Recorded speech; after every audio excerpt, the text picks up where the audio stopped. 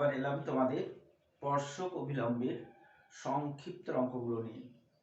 তো এর আগে অতি সংক্ষিপ্ত পর্যন্ত অঙ্ক তোমরা করে নিয়েছো, যদিও সংক্ষিপ্ত শুরুতে যে অঙ্কগুলো রয়েছে এগুলো আগের মতোই, নতুন এখানে আপাতত নেই। পরের দিকে হয়তো কিছু মানে প্রসেসটা একটু চেঞ্জ করতে হতে পারে। তো দেখো, শুরু করছি।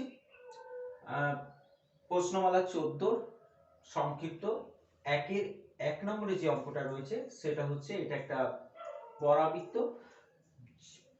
এখানে স্পর্শকের সমীকরণ বের করতে বলেনি, পরাবৃত্তের কোনো একটা বিন্দু বের করতে বলেছে, বা একাধিক বিন্দু হতে পারে যেখানে প্রবণতা হচ্ছে -1। তো প্রবণতা আমরা এখান থেকেও বের করতে পারি। x এর সাপেক্ষে অবকলন করে আমরা জানি যে স্পর্শকের প্রবণতা হচ্ছে dy/dx, আর এখানে স্পর্শকের প্রবণতা বলে দিয়েছে -1। তাহলে x এর সাপেক্ষে যদি আমরা অবকলন করে নিই তাহলে কি পাবো? 4x - 6y dy/dx সমান হচ্ছে 0। তাহলে আমরা পাচ্ছি dy/dx সমান 4x/6y। তার মানে হচ্ছে সবসময় এগুলোকে একটু সিম্পলিফাই করে ছোট করে নেবে, কারণ অঙ্ক বড় থাকলেই ভুল হওয়ার চান্সটা বেড়ে যায়। তাহলে এটা আমরা পেলাম dy/dx। ঠিক আছে, এখন আমরা এখানে x1 y1 বসিয়েও দিতে পারি, x1 y1 পয়েন্ট বসিয়েও দিতে পারি, বা পয়েন্ট হিসেবে আমরা xy কেও রেখে দিতে পারি। যেমন এখানে আমি যদি এটা xy হিসেবেই পয়েন্টটাকে ধরে নিই, যে xy এর মানটা বের করলেই হয়ে যাবে। তো এখানে তাহলে আমরা লিখতে পারবো, যেহেতু এটা স্পর্শকের, তাহলে আমরা যদি x1 y1 বিন্দুতে প্রবণতাটা বের করে নিই তাহলে dy/dx x1, y1 এটা সমান হবে 2x1/3y1। আর এই যে স্পর্শকের প্রবণতা দেওয়া আছে, এটা যদি x1 y1 বিন্দুতেই হয় তাহলে আমরা লিখতে পারবো 2x1/3y1 হচ্ছে -1, বা 2x1 হচ্ছে -3y1। এখান থেকে আমরা সবসময় যে কোনো একটা ভ্যারিয়েবল, মানে যে কোনো একটাকে বের করে নেব। যেমন x1 কে যদি আমরা বের করে নিই, x1 হবে -3/2y1। এটা আমার একটা ইকুয়েশন হলো, এটা 2 নম্বর, কারণ মূল সমীকরণটাকে আমরা সবসময় 1 নম্বর দিয়ে রাখবো। ঠিক আছে, এরপর যেহেতু x1 y1 বিন্দু, x1 y1 বিন্দু তো 1 নম্বরের উপরেও আছে, তাহলে x1 y1 বিন্দু 1 নং এর উপর অবস্থিত। আমাদের কিন্তু বিন্দুটাই বের করতে বলেছে, তাহলে x1 y1 এর মানটা বের করলেই কিন্তু এখানে অঙ্কটা শেষ হয়ে যাবে। এখানে স্পর্শকের সমীকরণ আমাদের বের করতে বলেনি। তাহলে x1 y1 এর মানটা আমরা বের করব কিভাবে?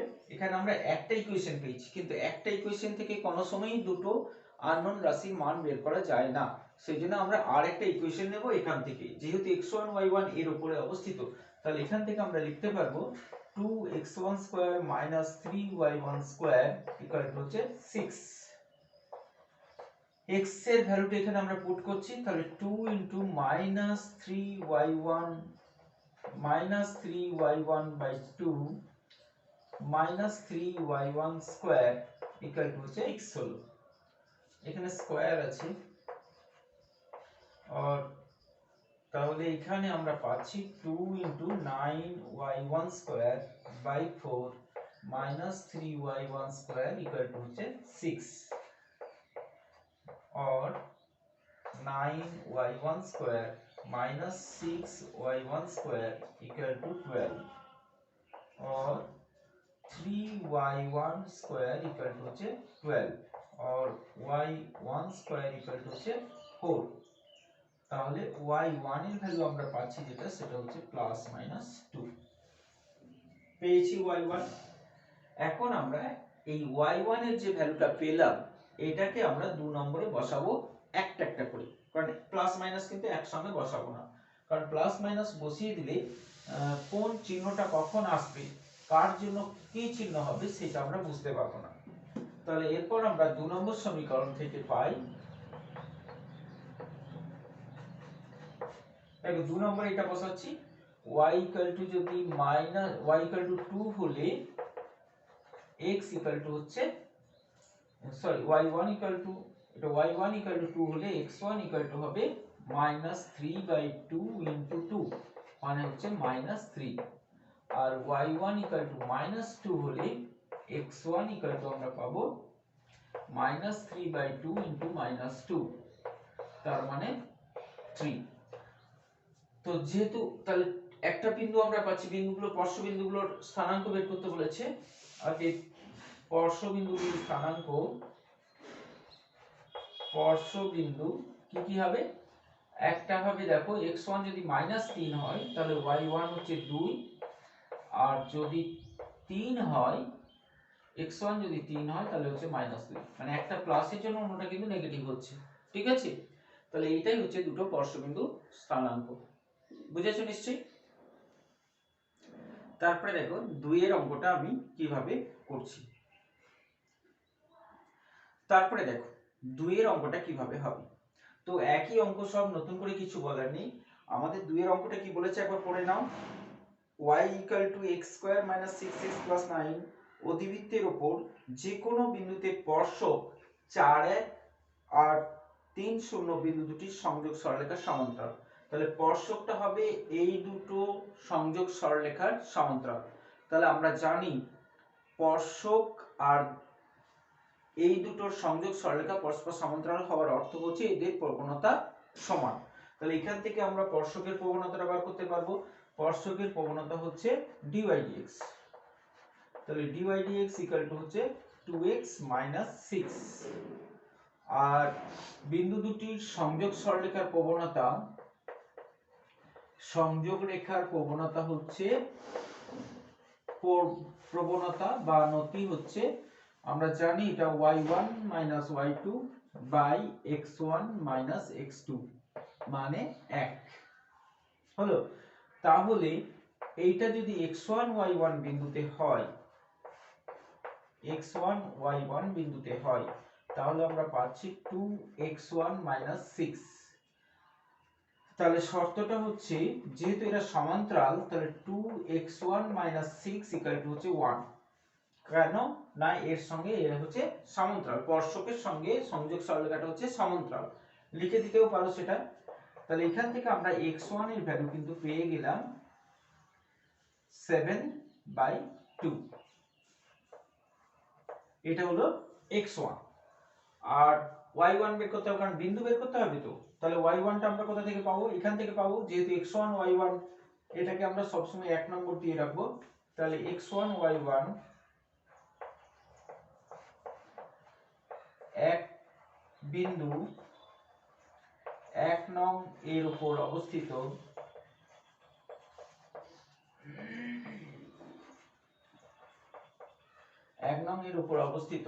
অতএব y1 হবে x1 স্কয়ার মানে 7 এর 2 এর স্কয়ার -6 * 7/2 + 9। তাহলে এখান থেকে পাচ্ছি আমরা 49/2। নিশ্চয়ই এটা সরল করে y1 এর মানটা বের করে নিতে পারবে। আমাদের বিন্দুটাই চেয়েছে, তাহলে এটা শেষ করে নেব। ঠিক আছে, তারপরের অঙ্কগুলো সব একই রকমের, বারবার আমি একই রকমের অঙ্ক করে দিচ্ছি না, কারণ অঙ্ক তোমাদেরকেই করতে হবে, অঙ্ক তোমাদেরকেই শিখতে হবে। আমি শুধু কিভাবে করতে হবে এটাই বলে দেব, আর সেইটা শুনে নিয়ে তোমাকেই কিন্তু অঙ্কটা করতে হবে। ঠিক আছে, কারণ তার মানে রাস্তাটা আমি দেখিয়ে দেবো, কিন্তু পথটা তোমাকেই চলতে হবে।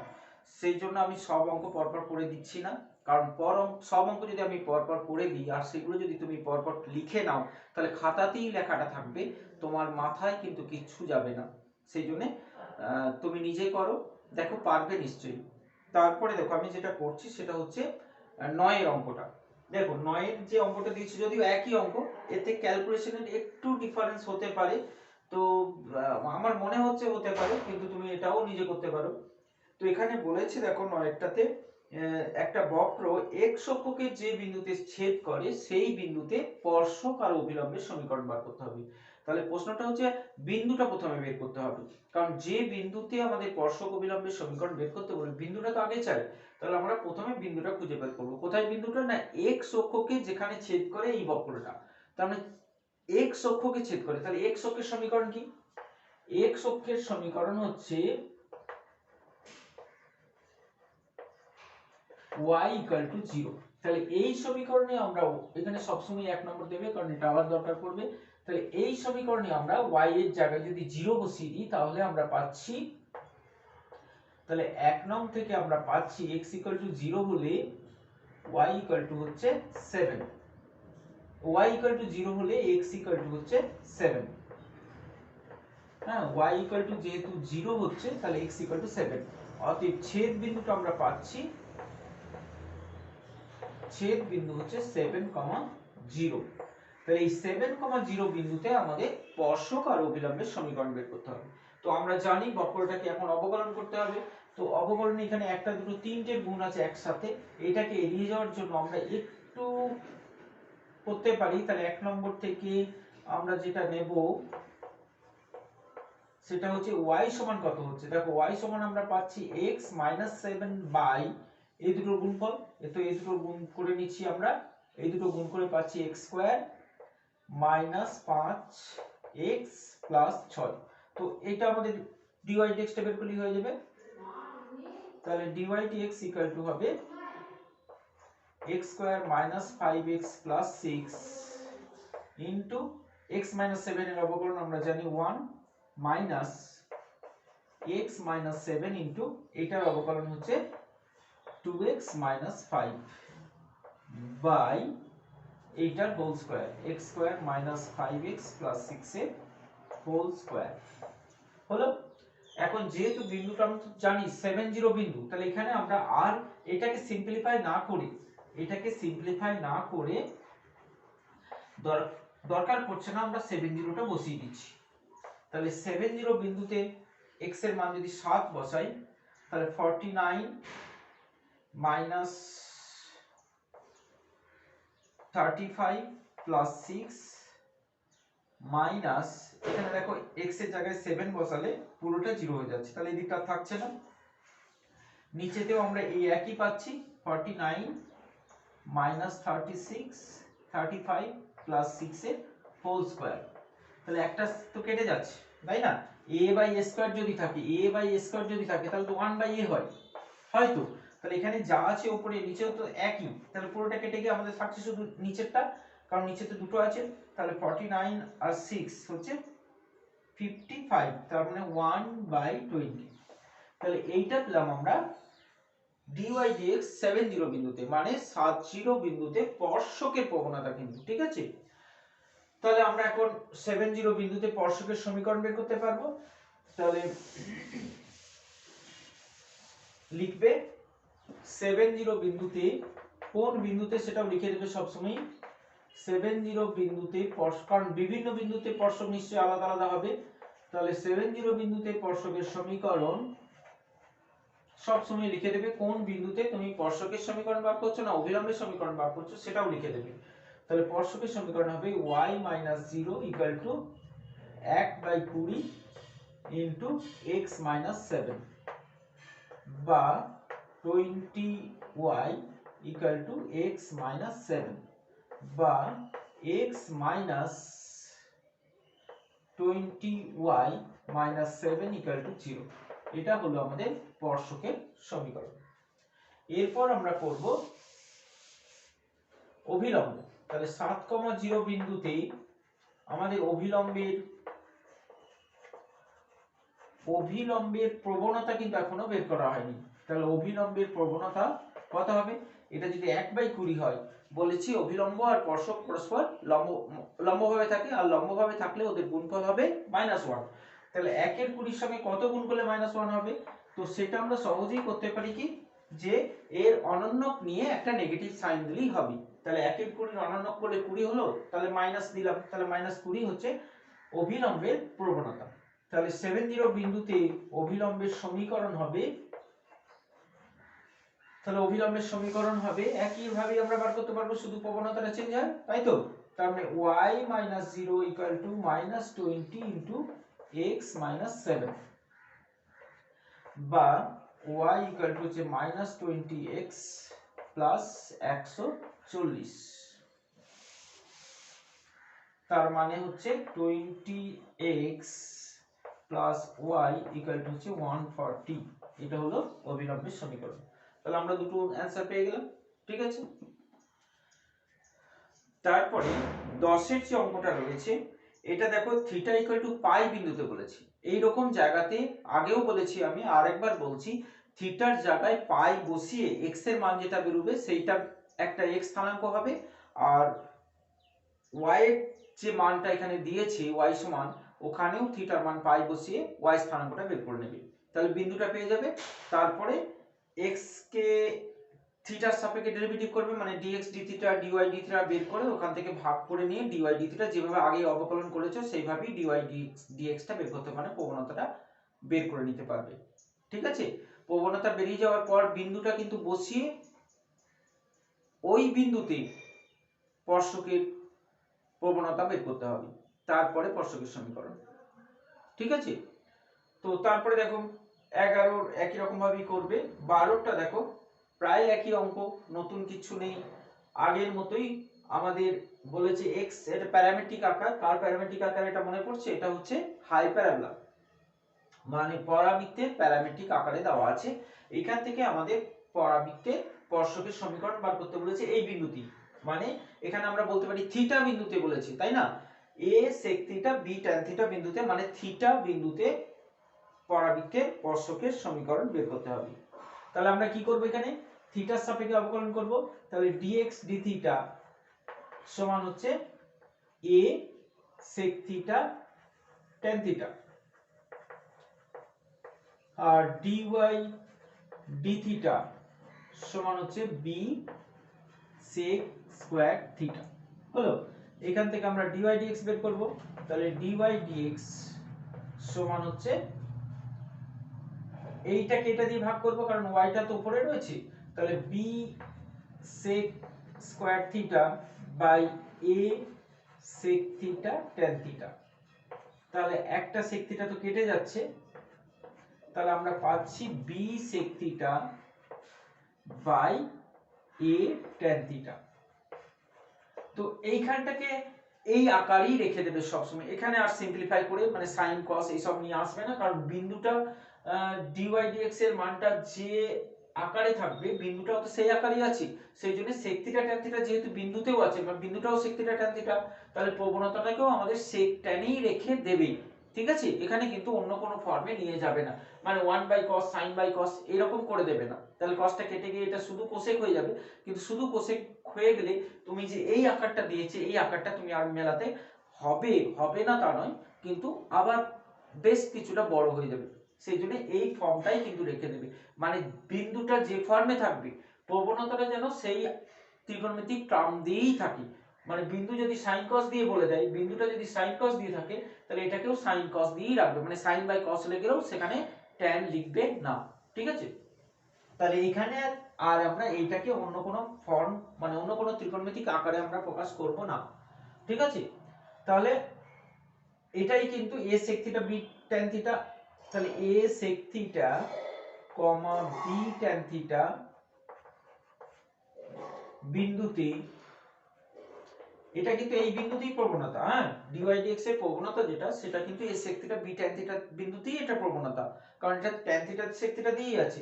বিন্দুতে স্পর্শকের সমীকরণ, স্পর্শকই তো চেয়েছে, প্রমাণ কি করতে বলেছে? অভিলম্ব, ও সরি, তাহলে তো অভিলম্ব চেয়েছে, তাহলে আমাদের আরেকটু করতে হবে। এখানে লিখবো আমরা যে a sec theta comma b tan theta বিন্দুতে অভিলম্বের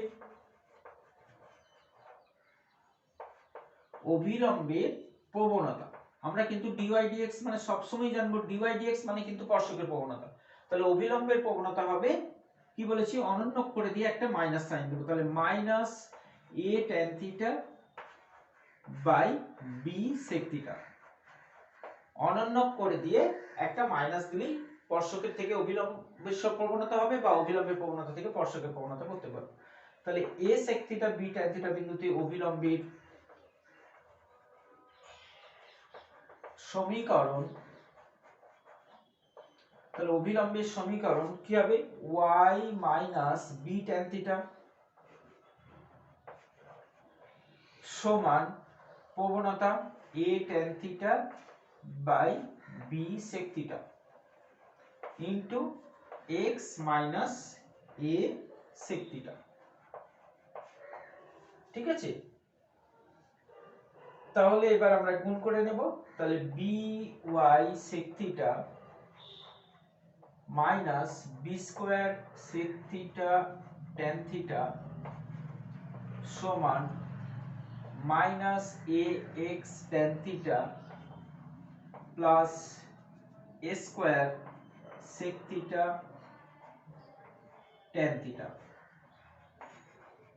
ঠিক আছে, এবার আমরা কি করব, সরল রেখা, যেহেতু এটা একটা সরল রেখা, স্পর্শক একটা সরল রেখা, সরল রেখাকে সবসময় তার সাধারণ আকার দিতে হয়। সাধারণ আকার মানে x এর টার্ম আগে আসবে, তারপরে y এর টার্ম, তারপরে বাকি ধ্রুবক টার্মগুলো। তাহলে এটা আমাদের x এর টার্ম, কারণ এখানে x রয়েছে, তাহলে এটাকে এদিকে নিয়ে চলে আসছি। তাহলে ax tan থিটা, তারপর এটা y এর টার্ম, তাহলে প্লাস by sec থিটা,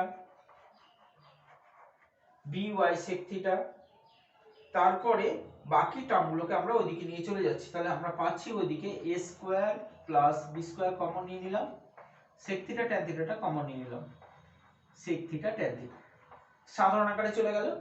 এরপর আমরা দেখব কি, যে যেটা প্রমাণ করতে দিয়েছে সেইটা কি এটাই বটে না অন্য কিছু ফর্ম বা অন্য কিছু আকারে নিয়ে যেতে হবে। তো দেখে নেব আমরা একবার। তো ax cos theta by cot theta a square b square, তার মানে একটু কিন্তু প্রমাণের সঙ্গে আমাদের কিন্তু মেলে দিই। তার মানে আমাদের কি করতে হবে, আমরা যেটা দেখছি ডান দিকটা লক্ষ্য করো, a square b square sec theta tan theta, ওখানে কিন্তু শুধু a স্কয়ার b স্কয়ার আছে, কোনো sec থিটা tan থিটা ওখানে নেই। এখান থেকে আমাদের কি বুঝতে হবে, তার মানে বোথ সাইডকে sec থিটা tan থিটা দিয়ে নিশ্চয়ই ভাগ করা হয়েছে।